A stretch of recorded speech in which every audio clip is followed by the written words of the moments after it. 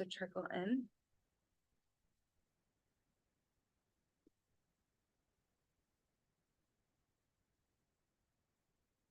We'll get started in just a minute or two.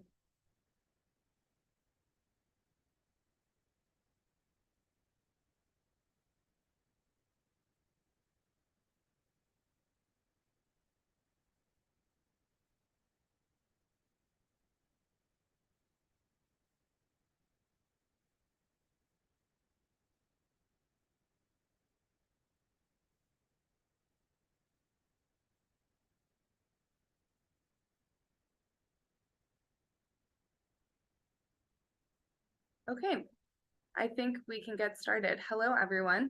I'm Audrey Bullis, TIMEP's Programs and Communications Manager, and it's my pleasure to welcome you to our newest virtual event in collaboration with the Arab Reform Initiative.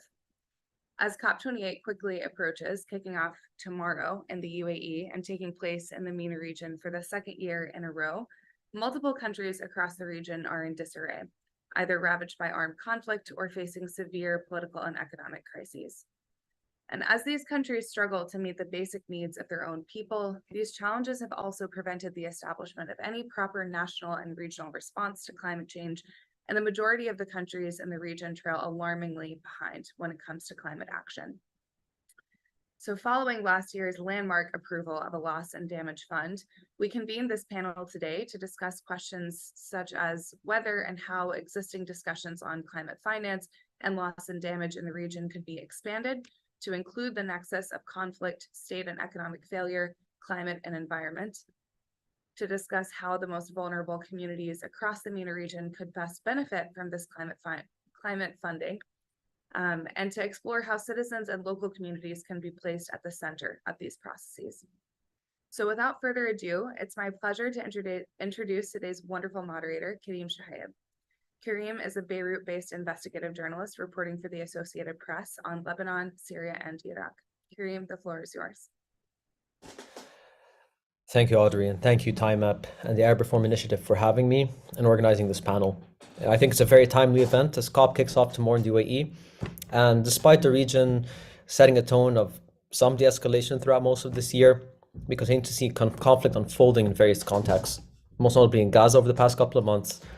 And in many cases, this is compounding the impact of climate change on populations, which appears to strike communities across the region with more intensity every year. And with that being said, I will introduce the speakers. We have Marc Ayoub, a non-resident fellow at the Tahrir Institute for Middle East Policy, focusing on climate change and energy in the Middle East and North Africa region. He's an energy policy researcher currently pursuing his PhD at the University of Galway in Ireland. Also with us is Natasha Hall, a senior fellow with the Middle East program at the Center of Strategic International Studies. Her work there has specialized in environmental issues in water and security as they relate to the broader political economy in the region.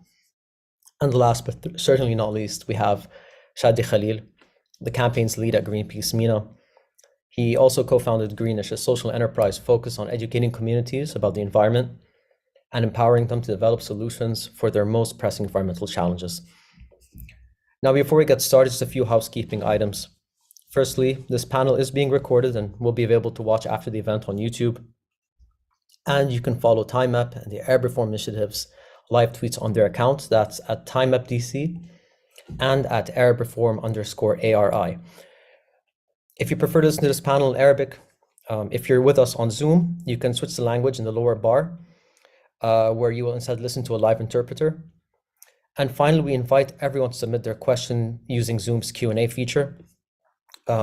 We know that the audience has probably a lot of comments to make, but I would like to remind you all that a question is a phrase that ends with a question mark. Okay.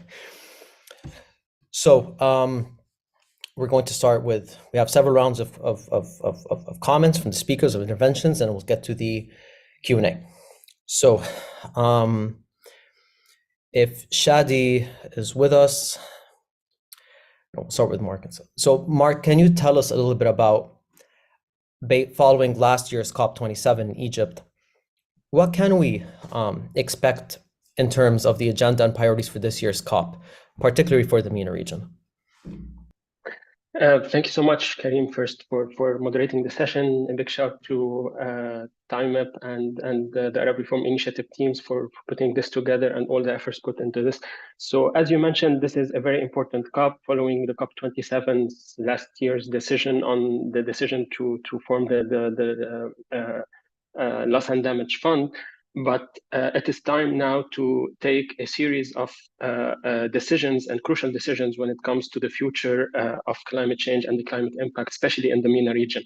So I'll try to put things into context and maybe list quickly what do we expect or what are we expecting from this COP precisely. Mainly, and first of all, is the global stocktake. So this is the first of its kind global stocktake taking place in COP28. This is a 5-year, let's say, inventory that will tell everyone where do we stand today in terms of gaps, in terms of our goals, and where do we stand in terms of what has been pledged already in the Paris Agreement.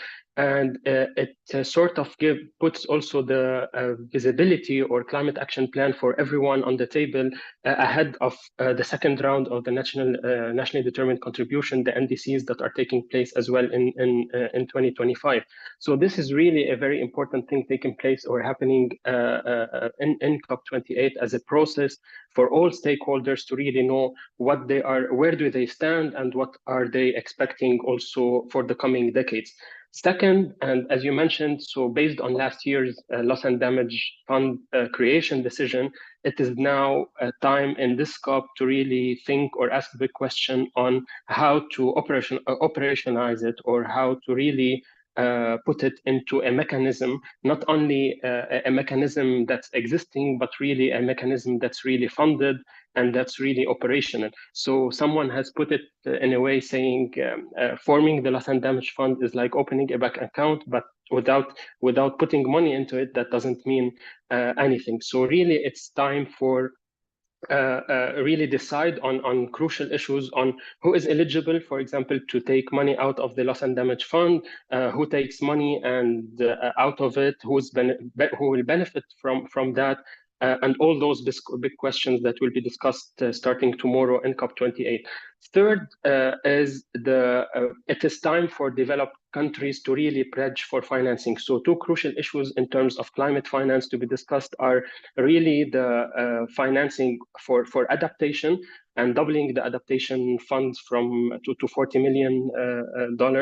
But also when it comes to the 100 billion private sector that has been already pledged in 2009 into starting 2020, and that has yet, even in 2022 or 2021, we haven't yet reached that number.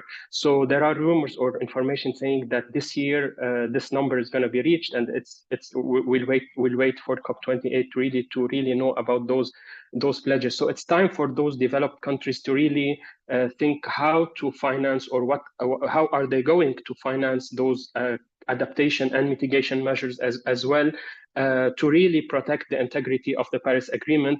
And also linked to that is the role of financing vulnerable communities and the vulnerable countries, especially after what happened in 2023. We all know, and we're not going to repeat what happened in terms of floodings. This year has been really maybe noted as the hottest year in history. So what happened in Sudan, what happened in Libya, and all those let's say climate indications that we are witnessing. The two most important things, and I'll stop here maybe to open the floor for everyone as well.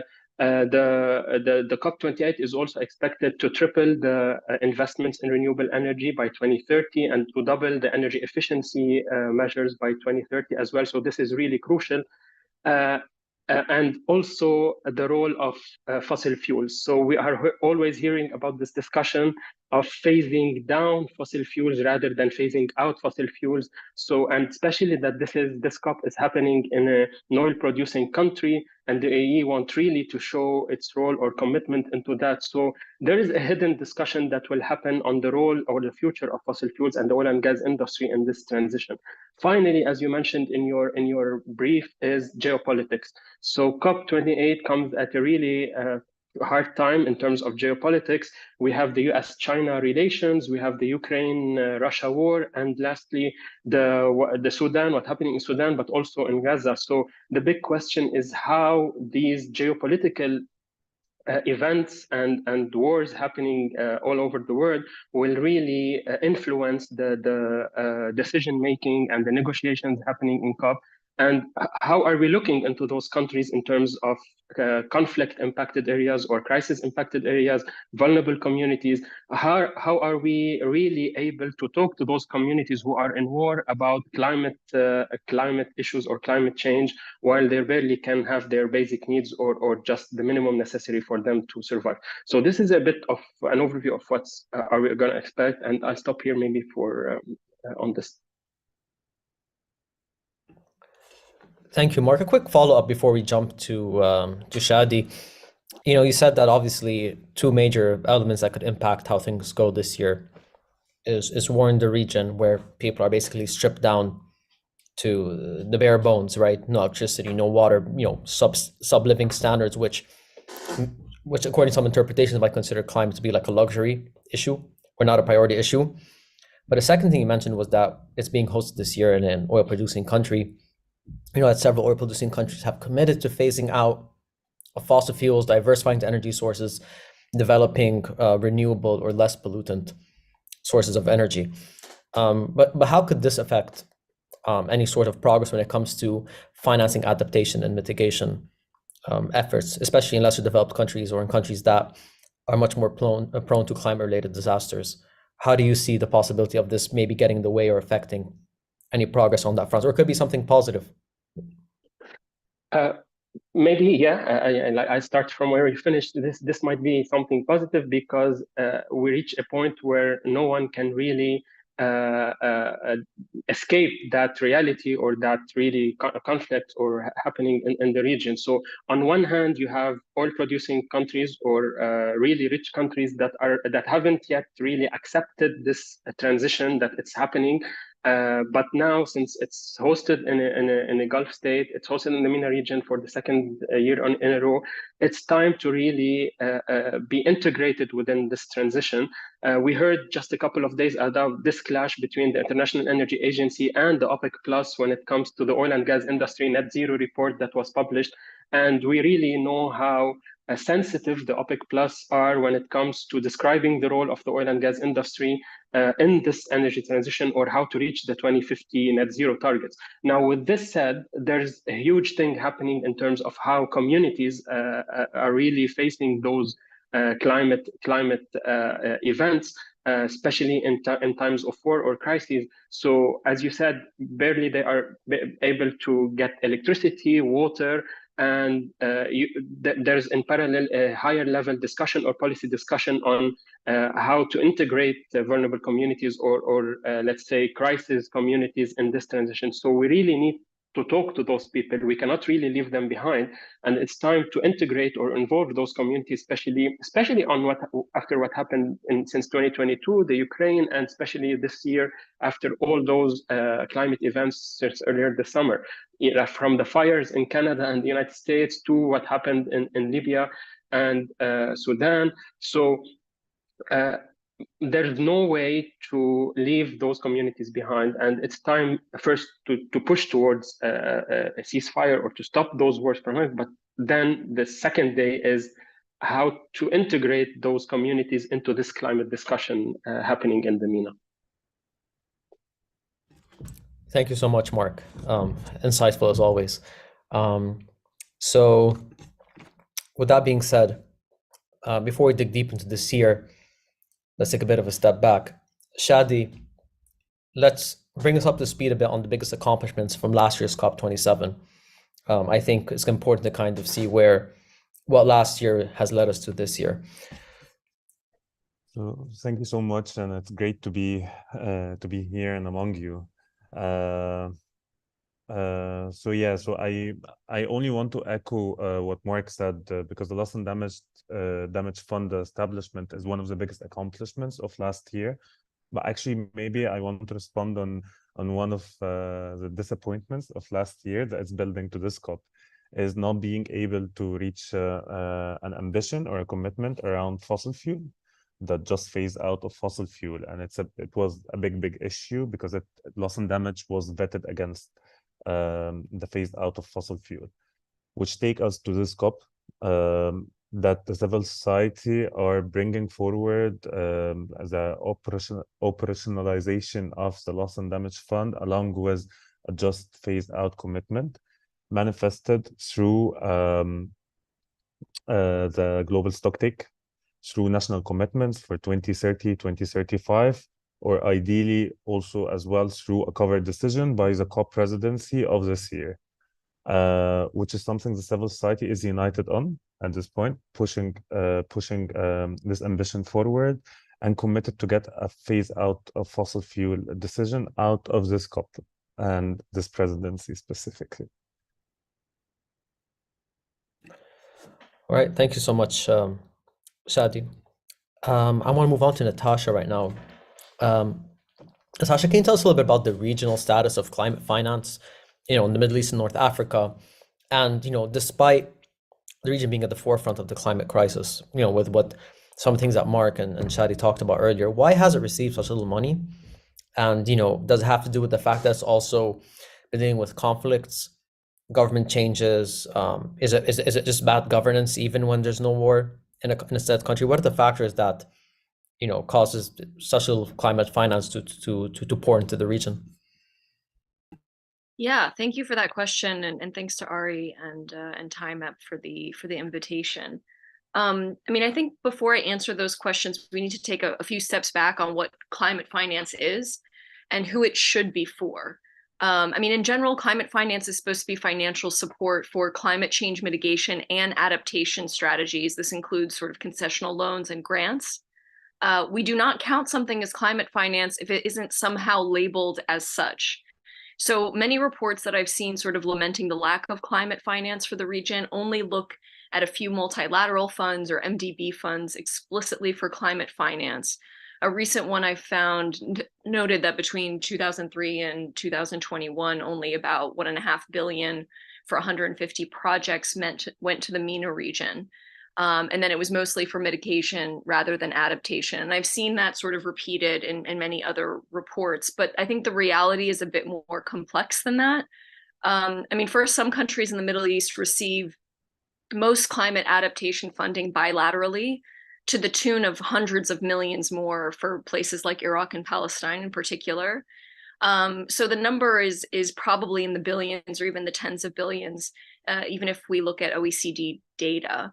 The problem is that it's not so easy to identify everything that could be climate finance within development and humanitarian funding, unless, again, it explicitly says that it's for climate finance. And climate adaptation is particularly difficult to identify amongst existing aid projects and loans, because almost anything could be adaptation, from wastewater treatment to urban development to absorb newcomers from rural areas to livelihoods programs in rural areas.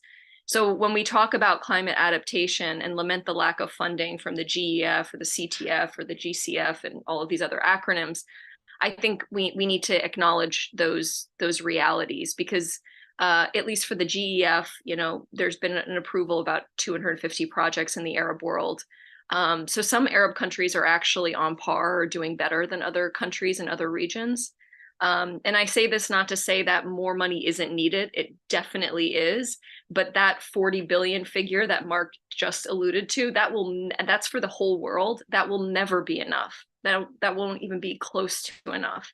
So what I'm saying is that I think we need to be a bit more precise and inclusive in our definitions, because siloing off climate finance from other grants and investments doesn't really allow actors to develop more holistic and effective solutions for what is an enormous challenge.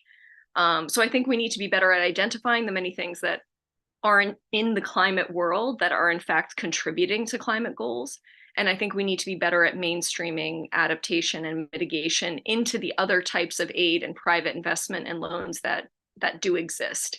I don't think climate should just be sort of another box that is checked. It should be a part of governance and resilience more generally, because that's what it is at the end of the day. And second, I think we need to address who it should be for. Grants and sort of support should likely be directed to the poorest and most vulnerable countries. And then that's a question for a place like Iraq or Libya, which are arguably resource-rich countries, even though their citizens don't often see that wealth. And in these countries, governance is a bigger issue than financing potentially. And here it would make sense for multilaterals like the World Bank's Multilateral Investment Guarantees Agency to provide guarantees to investment in these countries. But again, most of the MEGA projects are in Egypt or areas not experiencing a tremendous amount of conflict or fragility. So, I mean, in answer to the second part of your question, I think the Middle East and North Africa seems to receive far less report because we might not be accounting for everything, and because some countries might just require better governance than simply more financing. The other issue is that often we do not incorporate humanitarian and development funding, which can have a climate financing effect. So we do know that in conflict affected places like Gaza and like Northwest Syria and Northeast Syria and Yemen, solar is booming. And it's not booming because of the climate crisis. It's booming because people need it to survive. And so I think sometimes this is just intrinsically could be part of the climate agenda, but we just don't see it as such necessarily. And that said, obviously more support is needed for conflict affected regions or conflict affected countries in the region. A third of the countries in the region are experiencing conflict to different degrees, and other countries are affected by those neighboring conflicts. And all of those conflicts are protracted and internationalized, meaning that they will probably not die off anytime soon. And, unfortunately, it's going to be difficult to deal with climate adaptation with existing humanitarian funding. It's difficult to treat an amputation with a Band-Aid. And that's what we're seeing today. And then, just to put it a little bit more bluntly, there's a reason there's not much climate financing in conflict affected areas, because it's hard. It's hard to impossible. If it's hard to impossible to deliver food baskets to those most in need, it's going to be damn near impossible to implement a comprehensive framework for equitable and sustainable climate adaptation practices. People in conflict affected countries aren't just more vulnerable to climate change, they're more vulnerable to everything. And so, donors, governments, investors that are working in these areas, they're working within a conflict that's sort of created a certain myopia that doesn't really lend itself well to long-term thinking and the investment needed for this challenge. They're working in areas where there's a war economy that's become entrenched, making, sustainability and sort of equitable adaptation practices very difficult. So all of those local difficulties are kind of compounded by the fact that there's increasingly limited funding for countries with increasing needs everywhere. There are about 60 conflicts raging around the world today. And while we're viewing climate finance as sort of this separate column, it really isn't. It's competing with other priorities in a world flooded with emergencies. And even within those emergencies, there are competing priorities. I mean, as a former practitioner in this, I've heard this a lot from humanitarians. How am I supposed to implement an adaptation project when I also need to still provide hundreds of thousands of meals and food baskets to people? You have to choose. You have to choose between secondary education or tents. This is a choice everywhere around the world every day.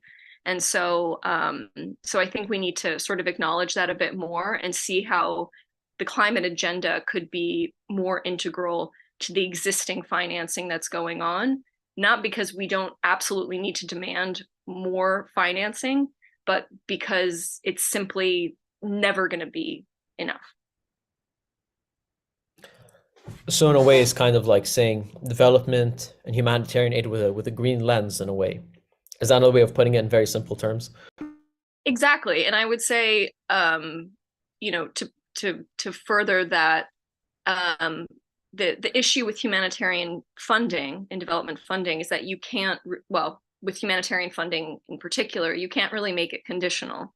So, I mean, if we take this a bit further in terms of the difficulties of this, If we look at places like Gaza, if we look at places like Sana'a, if we look at places like Northeast and Northwest Syria, these are all controlled by non-state armed actors. Our international community is not great at dealing with these areas. They need diplomatic support to deal with upstream riparian neighbors. They need help. They need leverage in order to deal with the existing stakeholders on the ground. And we often don't want to do that, and humanitarians don't want to do that either. And so if it drags on like that, though, it becomes increasingly sort of difficult to implement what would be equitable and sustainable adaptation practices for individuals, because the reality is that these are war economies. There's a great deal of political violence, and so there needs to be some kind of leverage over those actors to really produce more equitable and sustainable outcomes. Thanks so much, Natasha. I want to go back to Shady. So this is about Egypt. So Egypt hosted last year's COP27, and it is expected to have a big presence this year at COP28 as well. So as host country, did it achieve its objectives in your opinion? And what is it trying to achieve this year, you think, when it comes to climate finance? So I would say that specifically for Egypt, they would call COP27 a successful COP, and a roaring success for the establishment of loss and damage fund, and specifically as the lead for Africa. At this point, they feel that they have contributed to an agenda that was pushed by many countries in the global south, and they take it on their shoulder right now to ensure the success of the loss and damage fund, and also to continue support the UAE presidency in this process. But this being said, I have seen a pattern with Egyptian government right now pushing also discussions and coalitions around debt cancellation and debt swapping, because this is also an issue. I mean, the finance come in forms that Natasha specifically identified that does not necessarily impact countries and communities from the global south. So we have multiple issues in that sense. So they either come in the form of debt. So countries need to pay back, and we have seen how that is being politicized within our region, right? So the more and more countries get in debt, the more and more they are politically controlled and pressured. So I would say that debt is being used as a political tactic, as it's always been used in that sense. So we don't want to pass this within the climate finance. Again, also when it comes to the guidelines of the transfer of the finance, within certain specific terms within the finance, you have to buy the technology from the global north. So the money comes to you and then go back to the global north. You hire consultants from the global north who implement the project. So I mean, if you don't look into the pledge of the money or the money that contributes to the climate finance, but you also need to follow the money, and it's very, very important. The money comes to the countries and then it flies back. And then when it comes to the governance, and which is a question that I've also seen in the Q&A, the governance of the finance. So also as Natasha identified, the money can fit anything when it comes to adaptation. But again, if we speak about how this money get to impact the communities, the most vulnerable communities, do they have control? And what do they identify as a successful adaptation method? Because I've been seeing communities with amazing, brilliant solutions. They have the best knowledge within their context, not able to push their adaptation methods because the money come attached with European technology, global North technology, that they have to implement adaptation method that fits the agenda and technology from the global North, and also benefit them because they buy the technology and all of this from that side. And then when it comes to local governance, also the implementation of projects, for example, let's say new cities, projects that does not necessarily strengthen the resilience of the communities, but I mean, the money is channeled in a different direction. So I would say that the Egyptian government is when it comes to the debt cancellation, and the discussion is on the right track, but there is much more things to be considered when it comes to this, including how communities get access, what solutions are being put on the table, and how we ensure the flow of the money does not only come to a global south countries on a temporary basis and then it fly back again to the global north. So how communities actually are impacted and how this actually benefit our countries, specifically global south. Thank you, Shady. I want to go back to you, Mark. So in Lebanon, the country's long had a presence at COP, but as a smaller country, a country does not wield the same sort of political strength. What has been able to gain from its previous participation? Was it ever able to get some level of climate finance? And if it did that money ever serve its purpose, or did it sort of disappear or be misappropriated, or whatever term you'd like to use? And of course, it's taken into consideration as well that, as Natasha was saying earlier, Lebanon over the years has received some level of developmental funding. Some of it had a bit of a green lens to it, never really implemented the right way. So can you kind of just give us a little rundown about that, please? Yeah, thanks for that, Kareem. And I want to re-echo what Natasha has mentioned, because really what she mentioned really fits into the Lebanese story or the Lebanese context when it comes to what do we know on how much finance Lebanon received or the country has received. If it was really into went into climate adaptation or mitigation projects or not. And this is what I'm going to try to mention here.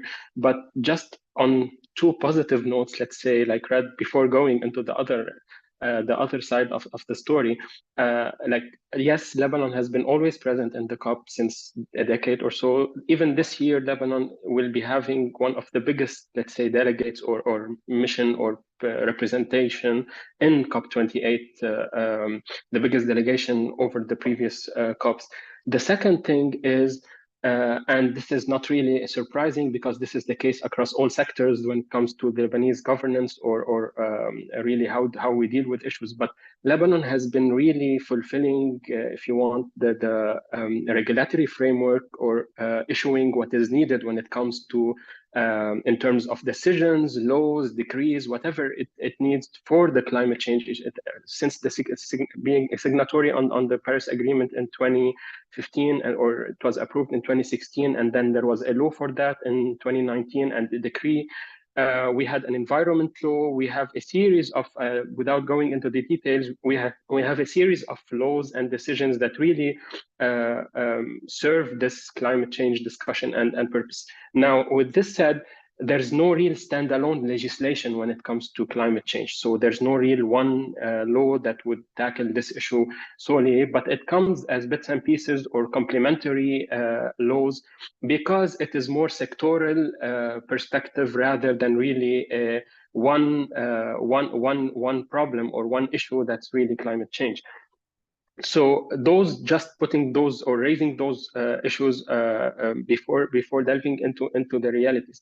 Now, when it comes to climate finance in the Lebanese context, again, and as Natasha mentioned, there's no obligation for the government to report or really to report or to say what we have received in terms of climate finance. There's no regulatory, let's say, obligation to talk about climate finance specific. So if you look at the national budget, the only entity that really receives the financing is on this specifically is the Ministry of Environment. But if you really look at the Lebanese budget or how it is broken down, there's no real budget line, for example, for climate finance in specific. And this is what makes it hard, as Natasha mentioned, to really know where this money goes and if really communities are really benefiting from this. So the only reporting that happens is at the level of the Ministry of Environment, but there's no real or sole indication for climate change in specific.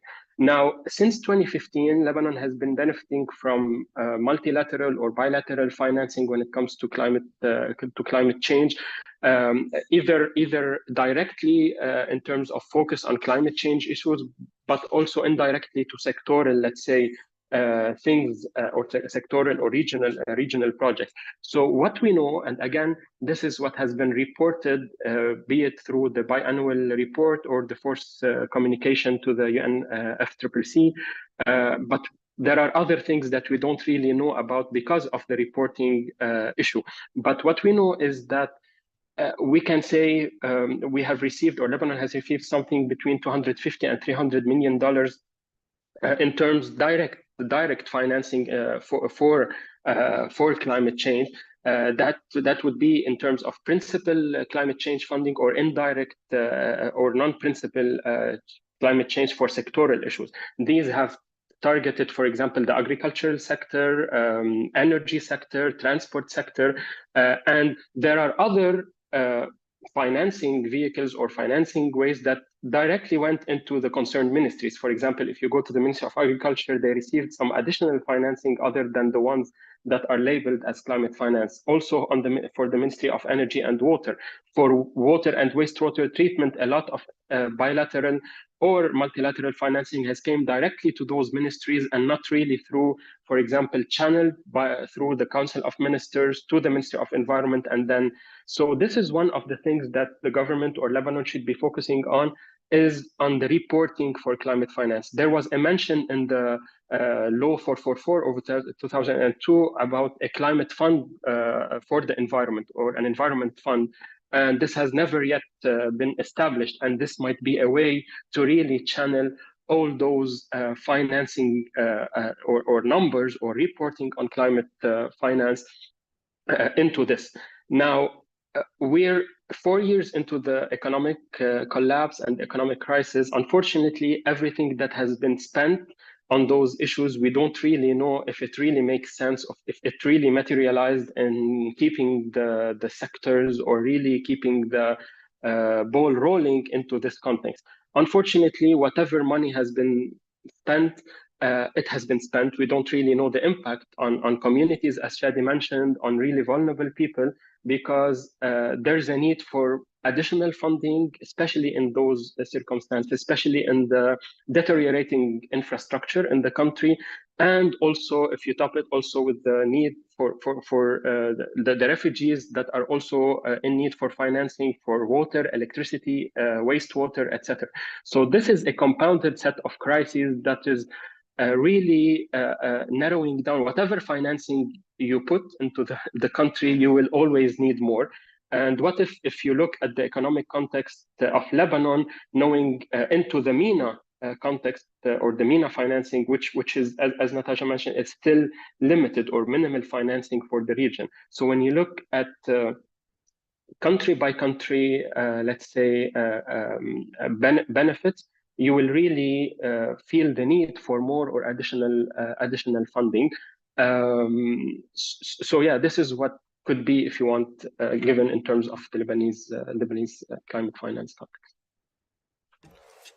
Thank you so much, Mark. Natasha, I want to ask you about Syria now, since you did Egypt and Lebanon, and Syria has a special place to Syrian COP. For the first time in over a decade, Syrian President Bashar al-Assad was invited. Now, it seems like he might not attend after that arrest warrant from France. It appears that the delegation will be headed by the Prime Minister instead, but still a major development. Over the past year, Syria returned to the Arab League, normalized or restored ties with most Arab governments, sort of major steps towards ending its pariah status since the beginning of the uprising turned conflict there. So, climate action in Syria has long been severely restricted. Some say even co-opted by the Syrian government. And with all of these factors, what can we expect, or how can we expect Syria to potentially use that presence at the COP for any political gain in light of all these developments with restoring its ties and sort of re-emerging from its pariah status after all these years? Yeah, thank you for that question. I don't know if Bashar al-Assad will show, but I do think that the Syria case is sort of the most egregious example of my larger concerns about the climate discussions as they're being had in the region. Marc sort of alluded to some of these issues in Lebanon, but we have had investment in sort of dozens of wastewater treatment plants at one point in Lebanon, but they didn't have the funds to run them, the energy to run them, the personnel to run them, in some cases, the network connection to the people themselves and their households. So, again, this is, I think, also a governance issue. I think using climate change to get everyone to sit around the table and discuss solutions sort of free of judgment and blame is fine. But I think greenwashing decades of mismanagement and oppression is not. And, if the international community does that, they run the risk of ignoring the governance issues and exacerbating the drivers of conflict. So, soon after, a lot of people might know this, but soon after the protests started in Syria in 2011 and then spiraled into a full-blown war, many people, including the president of my own country, said it was a climate change war. And, if I were the Syrian government, I would certainly capitalize on this fallacy at COP, whitewashing decades of war crimes and unsustainable water management practices for decades prior to that. And, sort of the theory that the Syrian war is a climate change war is nonsense for a whole host of reasons, which I'm happy to get into if anyone has questions about that. But needless to say, it wasn't about climate change. It's about brute repression, lack of respect, and a decade of broken promises. And if, the Assads of the world, and those a lot less brutal than Assad, are able to lay blame of their governance failures at the feet of climate change, I really do fear that we're not going to be able to address this issue in a serious way. I think that if we say it's all about financing without addressing the drivers of conflict, not only will, I think, very well-meaning people not make progress, but they may fuel displacement and conflict. And let me just give just one really tangible example of why it could be hard to implement climate financing in such a country. You might have a UN agency that's supporting a farmer's climate adaptive approach, right, to agriculture. But whose land is it? Half the population has been displaced, land and assets have been seized throughout the country. So in supporting climate adaptation, are you effectively entrenching displacement? While the owner of that land is displaced to a small sliver of territory with little to no arable land somewhere else. The former owner of that land is there with millions of other people, putting enormous pressure on a very small spot of land that was never meant to house millions of people. I mentioned this scenario not to be difficult or suggest that nothing can be done. I think a lot can and must be done, and that's what we're trying to do at CSIS. We're trying to sort of triage what would politically and economically feasible solutions be in these very complex environments. But I mention it because this is a real story. This isn't fiction. This exact story has happened thousands of times in Syria and Yemen and in other places. Hopefully we'll talk about Gaza soon, but this is the reality in all of these conflict affected areas. So we know that adaptation is necessary, but I really don't want us to greenwash or simplify the real decisions that this entails in conflict affected areas. And again, that's why I think it's going to take more than money. I think it takes commitment to put the diplomatic weight behind investments to ensure that money is spent appropriately, and to ensure more equitable and sustainable governance in government and non-government controlled areas. There's at least 80 million people living in areas controlled by non-state armed actors. So I think to do so, to Shady's point, will require building trust with communities and with local authorities. And sometimes gaining that access and trust means working with actors that aren't just the central government. And so, again, I think that speaks to a weakness within, MDBs and other financial instruments that we have that traditionally work with central governments. And that's going to be the reality for not just getting the financing, but implementing it. We have an early warning for all initiative, which is wonderful. greatly needed after what we've seen in, Libya this year and other places. But the reality is that often these natural disasters hit historically marginalized communities more.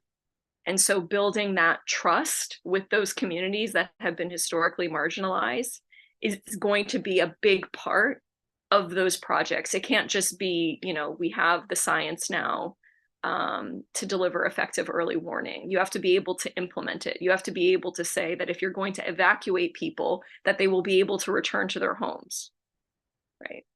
And so, I mean, that's a big component of why early warning was such a success story in Bangladesh over the past few decades, because people were given the confirmation, the guarantee that they could return to their homes after an evacuation because of cyclones.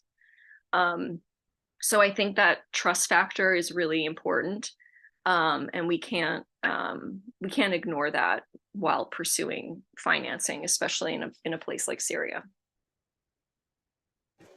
Thanks so much, Natasha. And I think on one important note, you said that in some contexts, it might need working with more than just the central government. And so, sadly, I guess in the Egyptian context, Egypt right now is going through an economic crisis. I mean, some have compared it to Lebanon's fiscal crisis with the spiraling of the local currency, the crippling of the financial institutions and the entire financial sector.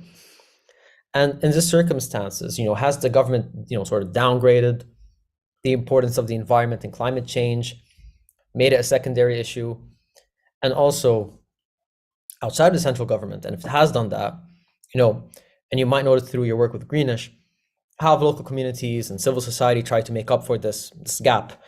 And we often hear that, right, when it comes to issues related to the environment and other matters, civil society fills in the gap that the state has left. And could they probably become recipients of this climate finance that would otherwise go to the government, talking about things like, poor governance and all sorts of other things? What is the role of civil society in the local communities? And is there an opportunity for them to fill that gap? Yeah, so it's big questions, specifically within the context of Egypt, but also I feel it would be beneficial to outlay how Egypt has grown debt, international debt, across the past, I would say 5-6 years, and it's impacting.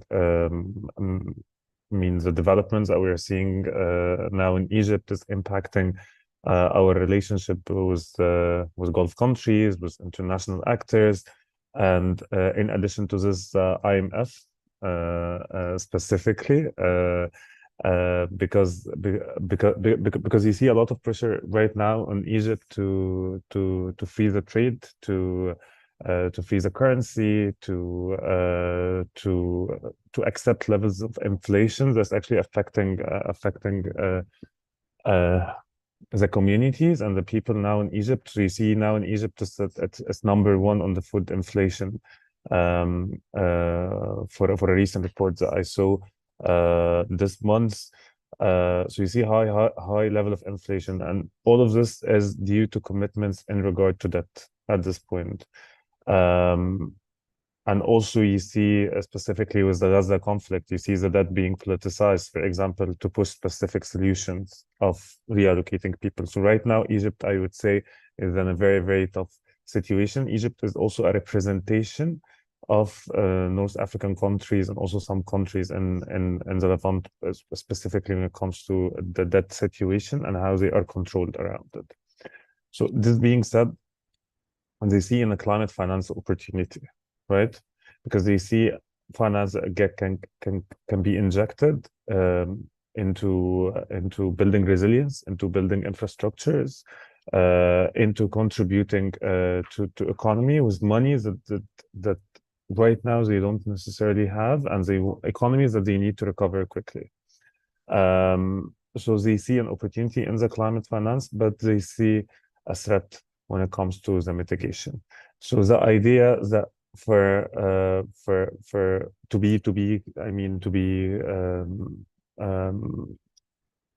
looking into progress with the climate agenda, specifically adapting renewables and mitigating, does not necessarily reflect phasing out of fossil fuel. And this is not only Egypt, but you see it also among North African countries and many of the countries around.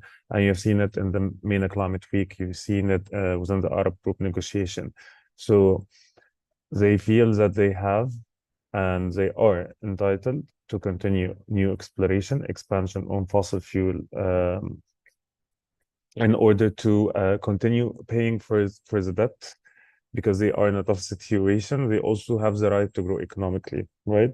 Which is not necessarily wrong at this point. I'm not saying it's 100% wrong, but I feel that this is not necessarily identified as being progressive with the climate change agenda, and it's important that we look into restructured mechanisms that allow countries like Egypt and similar countries to be able to get out of the debt situation, out of the challenges that they are facing at this point, while they are committing to phase out of fossil fuel. So it's important that we realize that the countries like Egypt, they are in a tough situation when it comes to debt specifically. So in order for them to phase out, we need to dismantle the existing economic structures, specifically when it comes to debt and the control it put on countries from the global south specifically. And one example, you would see countries in Europe specifically going to COP, negotiating a complete phase out of fossil fuel, but on the same time striking deals with countries like Egypt and many countries around the MENA on gas deals in order to secure their energy demand after the war at Ukraine. So it's good to keep in mind the power dynamics, international power dynamics, and the existing financial systems and liabilities that countries like Egypt and also many countries around are facing, and it's limiting them to phase out of fossil fuel. So I feel that someone that work within the MENA, I try as much as possible to be aware of those dynamics. And as I push for a just phase out, for example, of fossil fuel, I also consider that the finance limitation, the financial systems are limiting specific governments, and specifically when it comes to Egypt, to phase out of fossil fuel. And we need to, work on this in parallel. In regard to your question with civil society, I don't see civil society are capable of replacing the role of governments. Specifically within Egypt, I feel it's not the role of civil society to replace governments and specifically to implement projects. So for civil society to go and be implementing partners of projects, I don't see that this is necessarily the role of civil society. However, civil society need to be on the table and not to be tokenized. They need to be a main stakeholder on the table. And here, when I speak also about civil society, you need to be careful, because civil society, what does it really mean?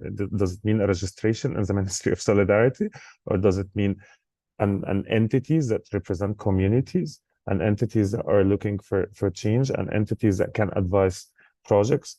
And again, I've seen this, to be honest, with multiple projects. We get invited on the table just as a checklist. It's part of a process that you put a civil society actor on the table, and then it's a part of the regulation of the implementation of the project. So it's very important to consider here, how can civil society have a role in the decision-making process, have a power that their opinion is weighted when it comes to government decision, that they are being selected in a way that they are true representation of communities. I do believe that communities have the ability to implement. Communities specifically have the ability to implement. Stakeholders have the ability to implement, but I refuse completely to pass the responsibility on civil society. Civil society need to be the one solving the solutions. I believe that many civil society organizations and also communities have the capacity to be part of this and also to be part of the implementation, but not necessarily the sole entity of solving the problem, because governments are being elected, right, to take care of this situations, and also to bring the technical expertise and to be held responsible if they are not fulfilling. And this, when it comes to accountability mechanisms that need to be established, it's an issue. Understand that I'm speaking specifically about the Egyptian context, and it's different within the MENA region, and MENA region is not a homogeneous group, as we all understand here as speakers. So this is very, very specific to Egypt, but I'm quite sure it's different within different countries within the region. Thank you, Shadi. And Natasha, I mean, taking into consideration what Shadi said about the Egyptian context, but also the broader regional context, right? Whether it's economic crisis or war, a lot of public institutions have been financially crippled or collapsed entirely, including in Syria, of course, but elsewhere. What would the role of civil society organizations be, and local communities? Would it be, making those issues matter for COP28? Would it be sort of raising their voices and having that kind of role? What would they do on that front? What could they do elsewhere beyond just, being a token group or just being this sort of item on a checklist where they just show up and they sit down and looks good for a photo op or two? What is the role that they can play?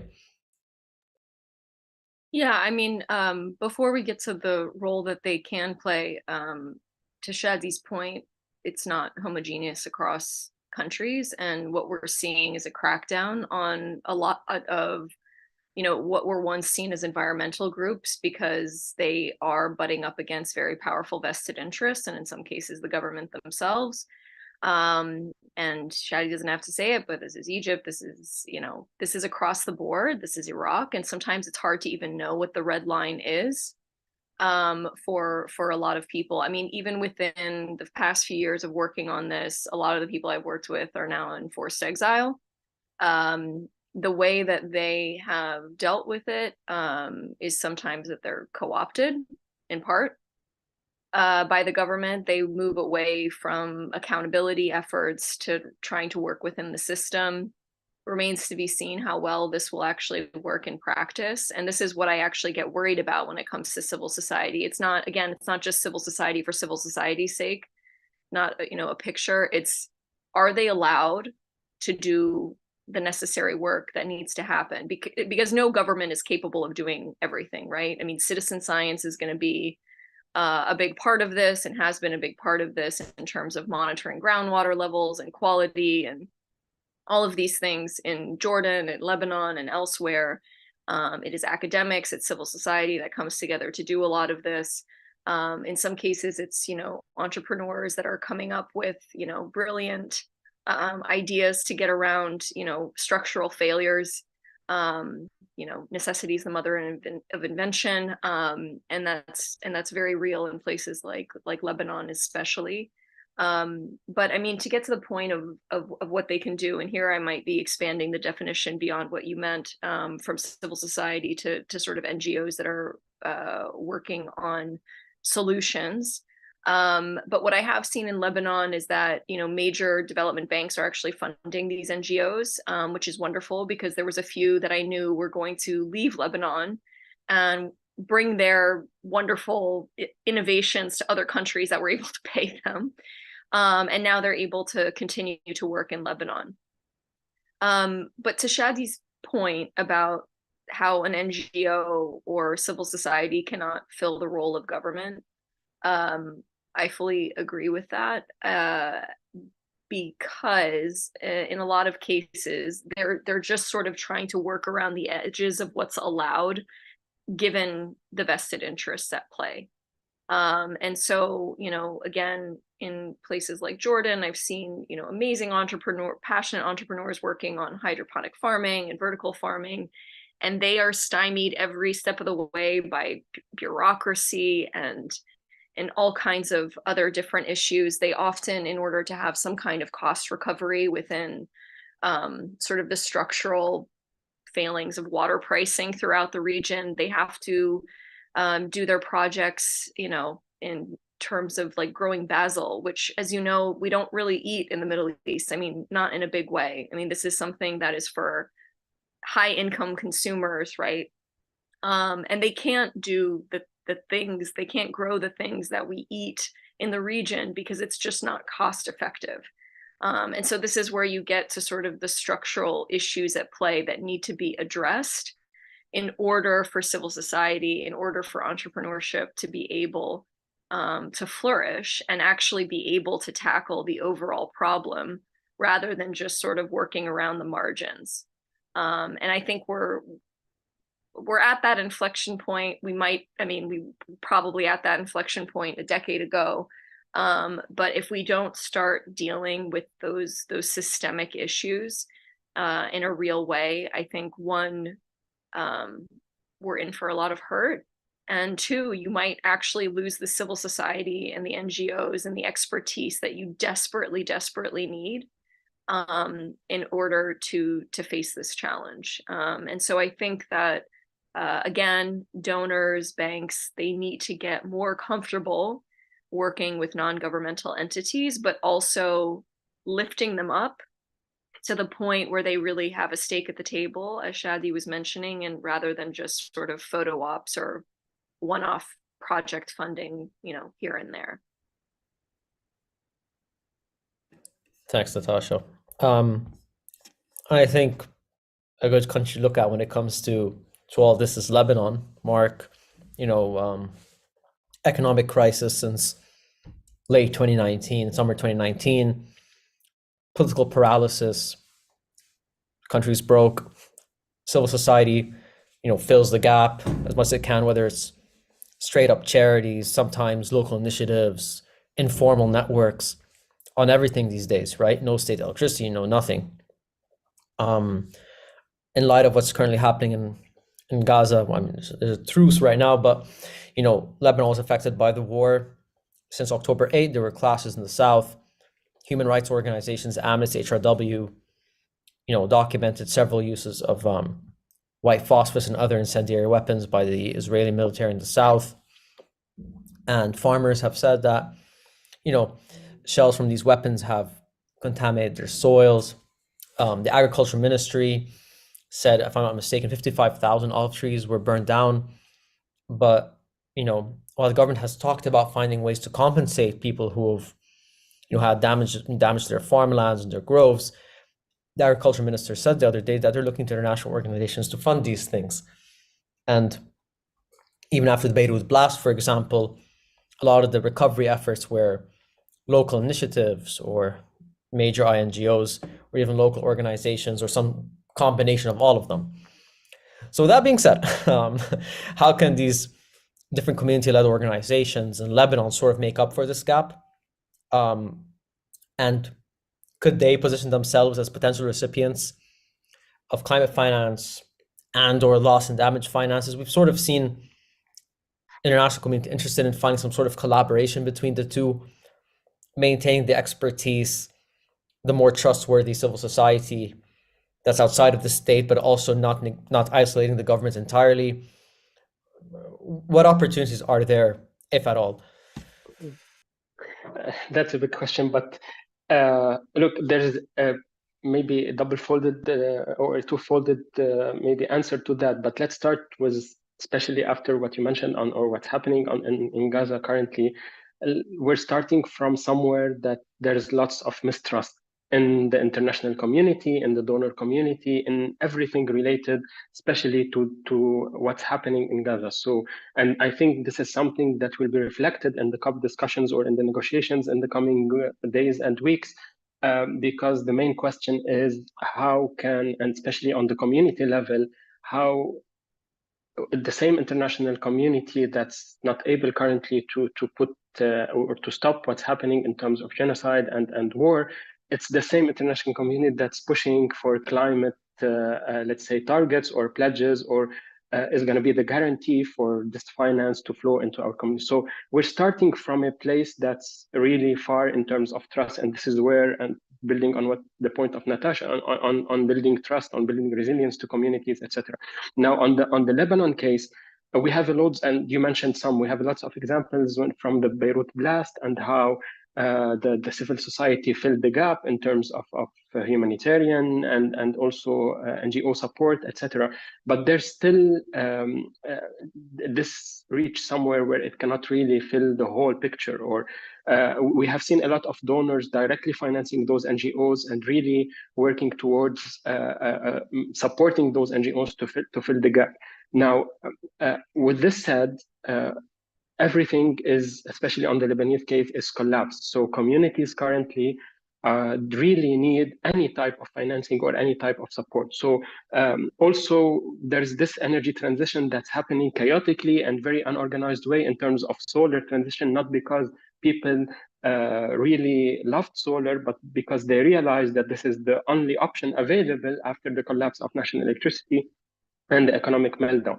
So a lot is happening at the community level, and I think there's an opportunity now for community engagement mechanisms and frameworks to really be set by the donor community in terms of trusting first to finance, not really the government, but also those trusted communities when they come together, for example. And especially when we talk about this climate finance, we're talking about subnational governments, the municipalities, and there's a huge role for those to play in the coming discussion around climate and climate finance, and even this transition towards a cleaner environment. So everything is so collapsed. Everything, you need money and financing for energy, for water, for agriculture. Let's talk, or let's take a community and really think of it. What can a community do within a village or a group of villages? We're talking about energy, water, even tourism. So how can we build now, if we're at any point really build better or greener, even in communities in Lebanon or Syria, in Yemen, in Libya, whatever, because all of those, or in Gaza now, how can we rebuild better and really rebuild greener? And this is where you cannot really put aside the communities. You really need to look at what the communities need. What are the top priorities? What are the priorities of those communities, and really work around that rather than a top-down approach. So those priorities could be identified by the community itself in terms of what would be their priorities or areas of interest. But for this to happen, you need to involve them at all levels of this policy discussion. So currently, especially in Lebanon, subnational governments are not really involved, or the policymakers at least don't really need at this stage that they need to involve subnational governments or municipalities. And here there is a big need for collaboration first, for coordination between all those communities, all those, let's say, municipalities, and to another level, move to another level, think of how to build climate literacy of those communities. When we are talking about hazards, about droughts, like people waited, or when there was no electricity from the national government, they really thought of moving into solar energy and community solar initiative. We cannot really wait for big hazards to happen in terms of climate hazards to think on how to involve those communities. So we must really put them or bring them on the table as early as possible, inform them, coordinate with them, show them the challenges or what's really coming in terms of agriculture, water access, wastewater, energy, etc., and really think with them on what would be the priorities for those communities in this transition. So the question is, do communities or subnational governments really have a role in reaching those NDCs or pledge targets at the national level? And if yes, how can we involve them in this discussion? So I think just to wrap up on this, adaptation is a must or important. And here, how do we really finance, for example, capacity building, some infrastructure projects at the community level, which allow those communities to know about those challenges, while really keeping in mind the externalities that might happen. But let's think of how communities benefit from that. What are the sectors or the sectoral targets for those communities, and really work around those. And I think in Lebanon, there has been really some examples of international organizations or even the European Union financing directly without passing through the Ministry of Environment or any public institution, because there is a decision that if no reforms are done at the central level, we're not financing any big project or climate change project or infrastructure project in terms of mitigation, let's say big solar, big wind project, etc. So the EU and other really partners and stakeholders are really going directly into those NGOs and communities and really trying to support them. But there's still a lot to be done. I mean, and this will take time, this will need financing, and it will take a lot of efforts. There are plenty of examples in Lebanon of communities and municipalities that have already engaged and really started to become really green or green municipalities, but those are really like handful amount or number of municipalities. So to have the impact on the national level or community level, really need to start or really enlarge that involvement of those communities. So building trust, building resilience, building climate literacy, financing initiatives, working with the community in terms of identifying their needs, their priorities, and going sectorally, let's say tourism, water, transportation, within the community level. And whatever impact you can do there, I think this will be beneficial and it will be a pilot for other communities to replicate. Thank you so much, Mark. Obviously Lebanon is it's a multi-sectoral crisis and it's compounding. But you made an interesting point by mentioning Gaza as well and what's happening currently there. I want to see if before we go to our audience questions, if Shady or Natasha would like to talk about how the current conflict in Gaza could affect the COP28 agenda, or just the fact that it's a country in the MENA region, crisis, conflict-affected region that's experiencing climate harms as well. If any of you do have any comments on that.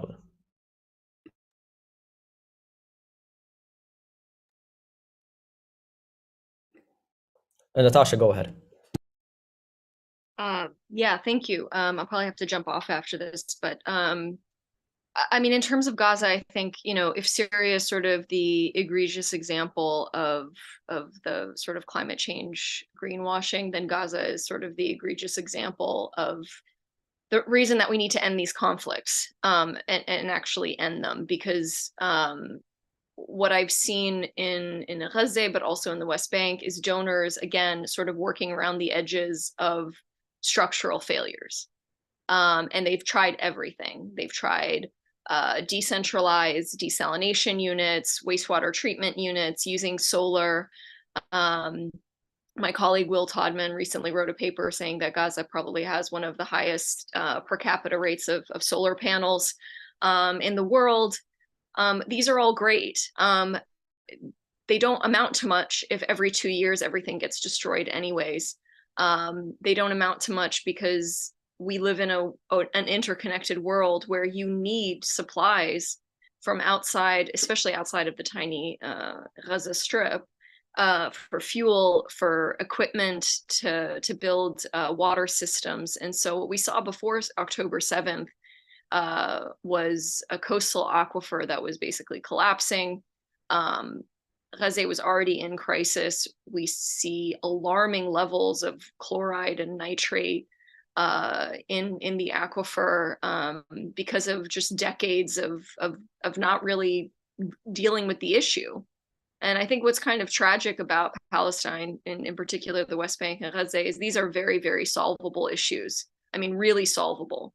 In other parts of the world, I think it's much more difficult. But in the case of these areas, it is entirely political.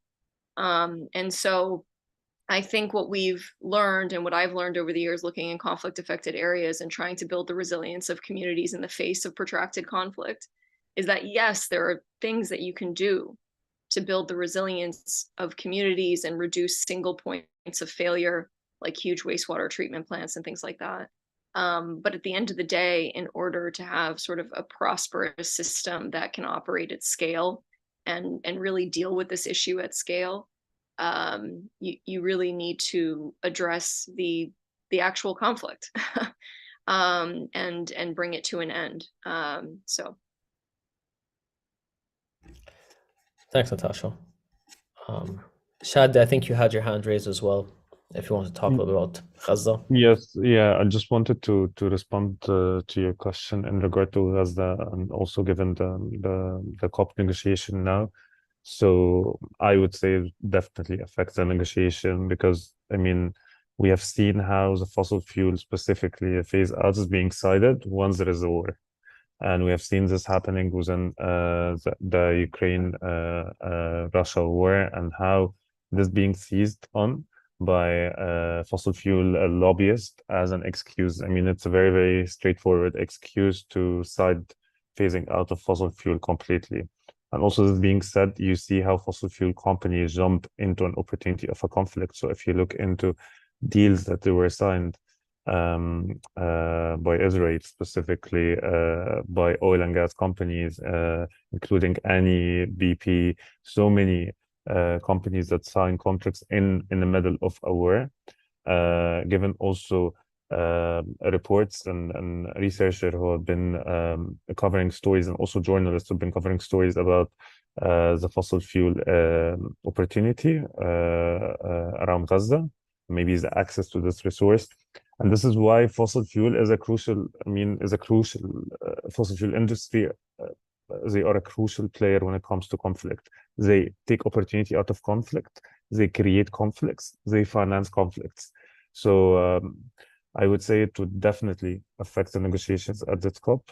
Also, this being said, civil society within COP28 are bringing Palestine and the discussion, maybe planning some actions around Palestine. So of course we'll be seeing this as a narrative within the COP28.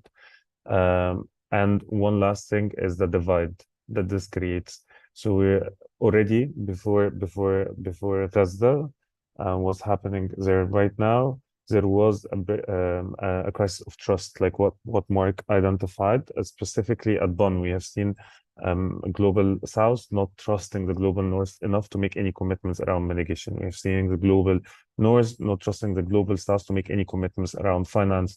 This trust is expanding as we see what's happening in Gaza right now, right?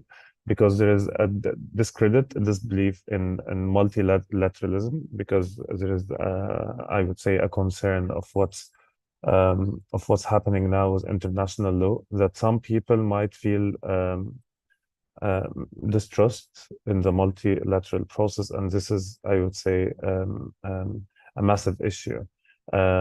People are human beings; they also go triggered into negotiation and also feel heavy to this kind of situation, which might, make it harder to get to agreements, and also expand a space of mistrust within the negotiation. Thank you so much, Shady. All right, so we're gonna get to our audience questions. If you've tuned in a little bit later, you can submit your question to Q&A option on Zoom. Again, question ends with a question mark. I know there's a lot of comments that people would like to make. Our first question is from an anonymous attendee. Many countries in North Africa are approaching dangerously low levels of water with increasing populations. Would these issues be covered by climate financing? Marc, it's not addressed to anybody in particular, but Marc, maybe you'd like to speak about that first. Yeah, I can take this, and maybe if Shady wants to add. So on water, a lot has been said about water when it comes, especially during COPs. It has always been, the role of water, if you want, in climate resilience or building this resilience was widely understood, but it was always understated in terms of the need for that, especially in the MENA region. So there is currently little discussion, on the key role of water in, especially, and when we talk about the energy transition and the role of water in, for example, the green hydrogen or even food security or all of those. So maybe this is something that could be raised in terms of the goals or the areas where the Loss and Damage Fund also can really touch upon in the coming years. It would be really important to really touch on that, because if we look around all of those MENA countries, or the majority of them, everyone has been talking about the water scarcity. And if we recall, there has been an MOU that was signed in COP27 between Jordan and Israel for the water desalination, and then we have heard that they have it's not going anymore, and it is dead. So that's my view, and building on the Bonn conference, also that was earlier this year, there should be an emphasis on the role of water and to be recognized as a key pillar for climate resilience. I mean, or to be accounted for at least, assuming its benefits and also its impacts on other sectors, be it food and food security, energy and energy security, or if we're talking about the Gulf states, using or having a huge projects in terms of hydrogen, then they also have desalination projects, so high use of water. So how can we reach a balance in terms of all of those issues together? And it is really critical, I believe. Thanks so much, Mark. Shady? Yeah, I can add briefly that that this being brought up and discussed specifically within the technical committees, within the adaptation part of the negotiation, and there are strong calls into looking into systems and how they are being operated. So maybe shift subsidies from large-scale agribusinesses to support small-scale farmers, for example, because they are heavy with the use of water. And then also putting a priority for food for people, not specifically animals. And how can we implement policies to reduce maybe meat production, shift diets in that sense? This is being discussed right now, specifically within the meat production and how it consumes water and how unsustainable it is, among many other aspects that we need to consider when it comes to adaptation within our region. But this is being brought now at COP28 on the table heavily, I guess. Thank you so much, Shady. Our next question is about Lebanon and good governance, which is, I think, an ongoing theme. So Lebanon over the years has sort of had ministers that have been deemed as sort of like technocratic, you know, outside of its sort of ruling elite of parties, like Nasser Yassin, who's currently the environment minister, who's considered a technocrat in the current government. But the person says it seems that their hands are tied as the budget of the ministry is too low to make meaningful impact on climate change resilience. And given the political dynamics in the country, is it realistically feasible for decent environment ministers to act alone and get funding from abroad, grants and so on, or without facing any obstacles or hindrances from other ministers or other entities that are affiliated with the ruling sectarian parties of the country?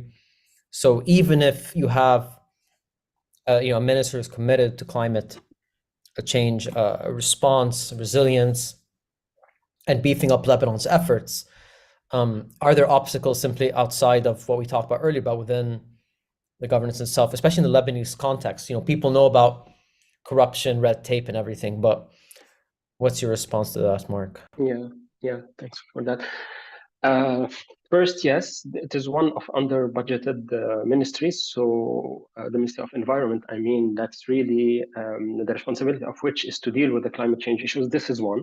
Two is the government is in complete economic collapse. So this is adding burden to the discussion, and you cannot really aim for any climate discussions or climate activities or funding without really relying on the international community or external funding on that.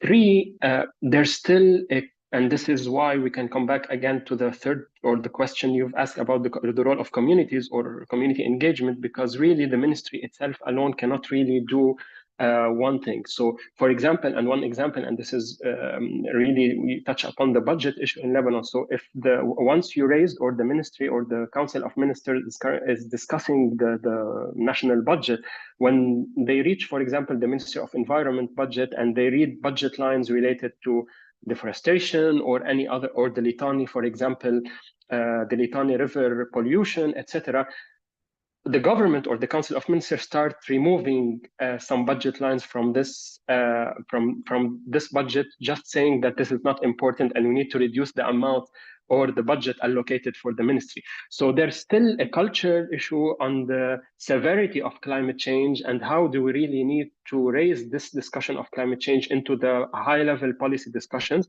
And this is where the minister himself, again, whoever he was, and from whatever party he came from, he cannot really act alone. So it is really a whole of a nation, if you want, issue, a whole of a government issue, and not really one ministry issue. And this is where it comes, you need to really go from a bottom-up approach, really go to communities and really have ambassadors in each community about those climate issues, really raising the flags, the red flags, in terms of what would happen, for example, to the communities that could be flooded or that become undersea in 2050 or 2100. So if you don't really talk to people from now, you build this, let's say, engagement issue, that you can have several ministers on the table and they cannot really act alone at this stage. Thank you, Mark. Hopefully we won't be reporting on Lebanese communities being, drowned under the sea anytime soon. That's grim. Shady, we have a question about the World Bank and the Loss and Prevention Fund, and they ask, how does the World Bank hosting the Loss and Prevention Fund compromise its independence, and what would be a viable alternative? I would say that the World Bank and institutions like IMF, the World Bank, they have a certain process, mechanism, and way of doing procedures. It's mainly loan-driven.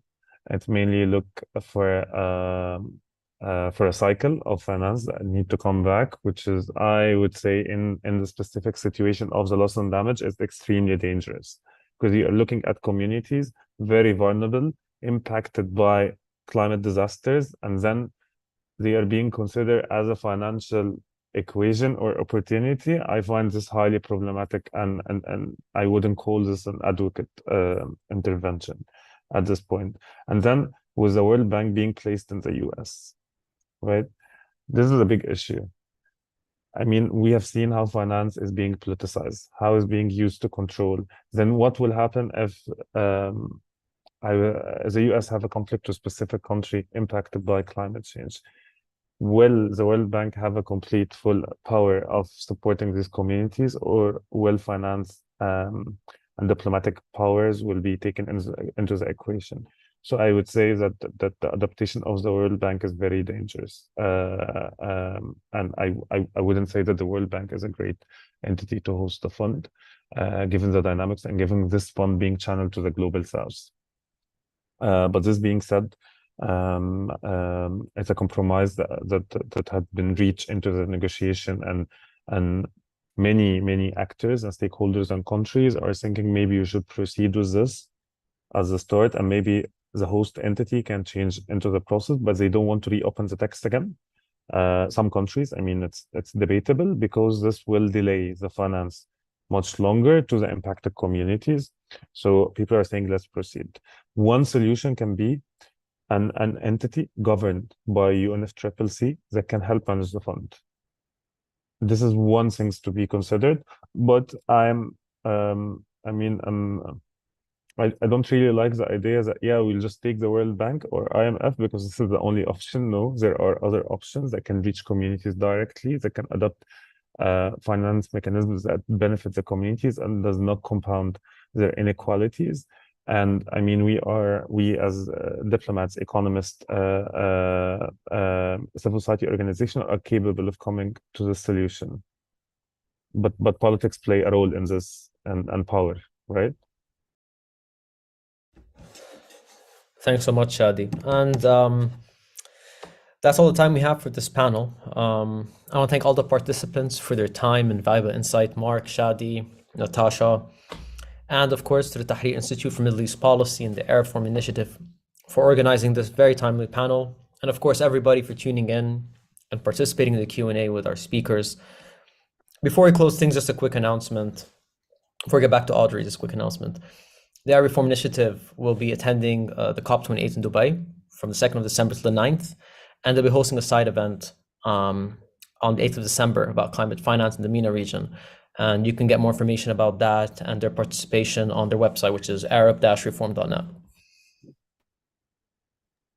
Yeah, thank you so much, Natasha, Shady, and Marc.